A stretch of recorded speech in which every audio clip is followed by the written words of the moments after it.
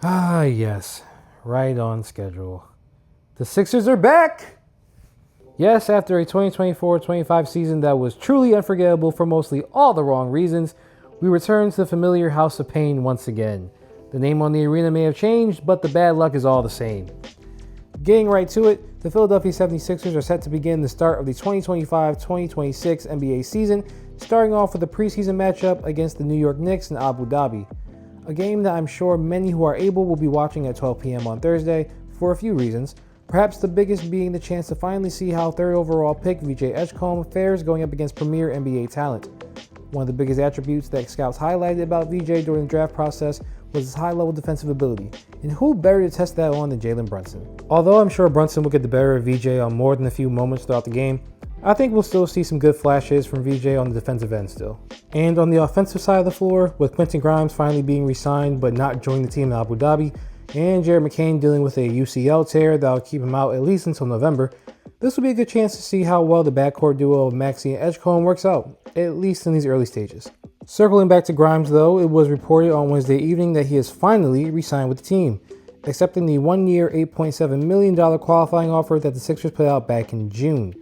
However, there are some conflicting reports that Grimes and his agent put two contract ideas on the table that would have been much more team-friendly than the 4-year, $25 million per year deal that Grimes originally requested, and would have kept him here for at least 2 or 3 years. If this is true, the Sixers may have once again dropped the ball in order to yet again stay under the luxury tax and avoid other restrictions under the new CBA, which again could have been avoided altogether if you didn't go the big three route, but it is what it is.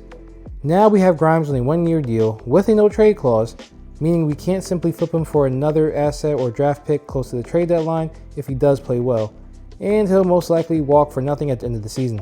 Regardless, we will at least have a real solid guard rotation to start the year in Maxey, Grimes, and VJ, which will be even stronger once McCain is fully healthy and back with the team. I'm excited to see the duos that come out of this as we begin to fully set the foundation for the future of this team. Now, looking at the rest of the big three, it was reported during the Sixers media day that both Embiid and PG do not have a timetable for their returns to the court.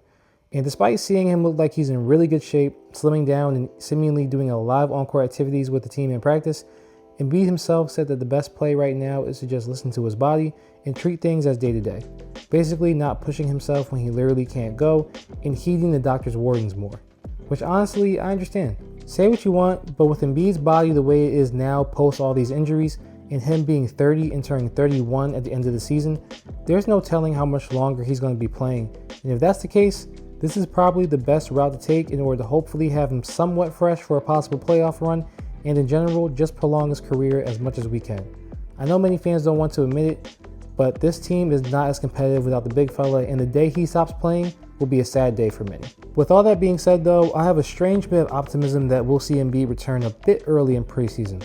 Of course, I'll probably be wrong, but again, this may be the best shape he's been in a few years.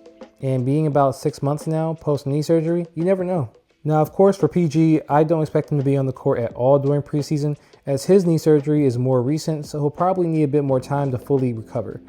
But either way, it still looks to be a slightly decent start to the year. And hopefully last year was the worst of everything, and this year we'll start to turn things back around a bit.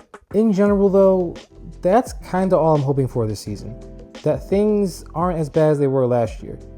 Even with as wide open as the East is right now, I just can't fully put any high expectations on this team. Do I think we can make the playoffs again? Yes. But I can't confidently put trust in us doing much past that. I know this sounds a bit sour and depressing, but hey, I pride myself on being a realistic fan. So instead, as weird as this may sound, let's just try to enjoy this season. No matter what happens, let's just try to enjoy it. Let's enjoy the young guys.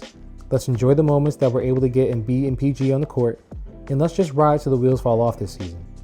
And if there's anything to be fired up about without a doubt, it's finally seeing the return of the Black Iverson era Sixers jerseys.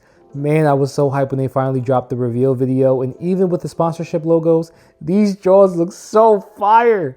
I'm definitely going to get 1 or 2 of these when they drop for sale, and I can't wait to go to a home game this season when they have the old 2000s era court. It's going to be so sick. But with all that being said, that's all for this video. Hopefully I can get this out before the Abu Dhabi preseason game, but if not, I hope you still enjoy it. And hey, let me know your thoughts about this upcoming season in the comments. What are your expectations for this team? What are you most excited about or hoping for? Let me know. If you watch this all the way through, please like, share, and subscribe to help me grow this channel so I can do this more full time. I really enjoy making these videos and working on this channel, so any support you can give is much appreciated. I love you all, and I'll see you in the next video. God bless.